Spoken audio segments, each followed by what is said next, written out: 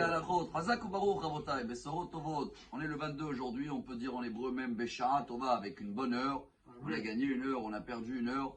Mais ce qui est important, c'est que la paracha, justement, elle parle du temps, d'un timing. Elle s'appelle Shemini, qui était le 8e jour à partir du montage du tabernacle, qui était justement le Rosh Chodesh Nissan. Et si vous regardez bien, si on veut analyser la paracha, elle commence avec le temps, en demandant que, exactement dans ce jour-là, Rosh Chodesh Nissan, que Dieu a choisi, dans l'endroit où ils ont construit, il va falloir manger tel et tel sacrifice. Et il y a eu même une montée dans la paracha où Aaron, et comme il était en deuil, il a perdu ses enfants, il n'a pas mangé. Et il a brûlé le corban, le sacrifice. Et Moshe, même, il s'est pris après les enfants d'Aaron. Pourquoi vous avez brûlé? J'ai dit qu'il fallait manger.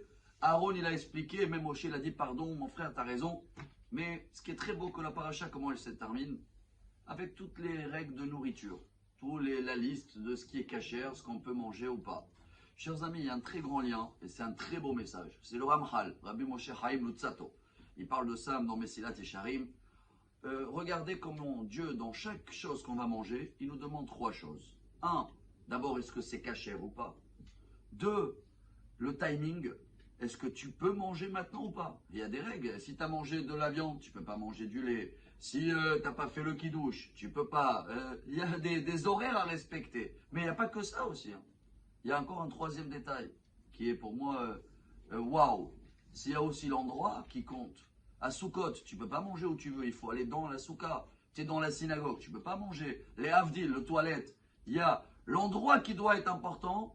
Il y a le timing. Est-ce que tu peux manger ou pas? Et il y a même la nourriture d'elle-même. Est-ce qu'elle est cachère ou pas? Quand on respecte ces 3 choses, chers amis, on arrive à un niveau incroyable. Et c'est en fin de compte tout ce qu'on est en train de payer dans le monde. Tout, que ce sera la parnassa pour les hommes, ce sera toutes les conséquences pour les femmes, grossesse, etc. Tout ça, c'est à cause de quoi?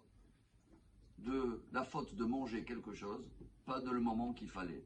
Toute la réparation dans ce monde-là, c'est Achila. C'est la Ta'ava d'Achila. Alors, je demande à moi-même en premier, à nous tous, on est avant Pessah. C'est pas pour rien que tu vas aller chercher ce qui est bien et cacher les Pessah et tu vas manger la galette et dans tel moment avant minuit et même comment il faut la manger à couder. Tout ça, chers amis, nous donne un esprit beaucoup plus haut à tel point que le Ramchal dit, ça devient après, chaque fois que tu manges et tu as respecté ces 3 choses, la nourriture est cachère, l'endroit est bien et le timing le permet, tu arrives à un niveau, chers amis, où tout ce que tu fais, tu répares la faute de Adam Arishon, et après chaque chose que tu demandes, tu parles, comme tes pensées ils sont pures, tu as respecté ce que Dieu t'a demandé. Alors, chers amis, tout est là-dedans. Venez, on va essayer de réaliser cette paracha de Shemini. On va essayer de comprendre ce cadeau que Dieu nous a donné. On va le respecter avec fierté. On va chercher le plus cachère les Pessars possible. Tout ce que je peux respecter, et vous allez voir combien on va pouvoir élever. Venit metembam. Comme ça, elle termine la paracha. Car celui-là qui ne mange pas cachère, le pauvre, c'est bouché. En hébreu, c'est bouché. Metumtam. Alors, on soit fiers de toutes ces règles et on va les faire encore plus strictes si on peut. Et comme ça, Bezrat Hashem, tout va être pur, propre, beau, et Shabbat Shalom, et une bonne heure en plus pour tout le monde. Mais ça va, Amar Rabbi Elazar.